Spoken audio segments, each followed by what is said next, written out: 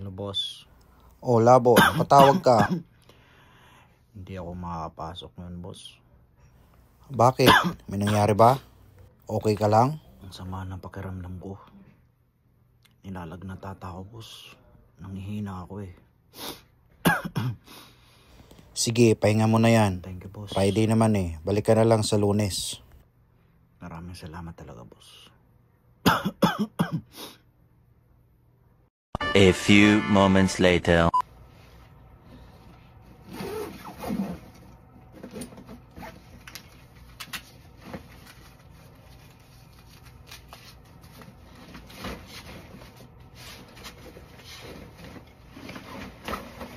Saan ka pupunta? Kala ko ba may sakit ka? May outing kami ng tropa pa. Overnight kami ngayon. O, paalam naman ako sa trabaho eh. Pinayagan ako ni boss. Malakas ako eh.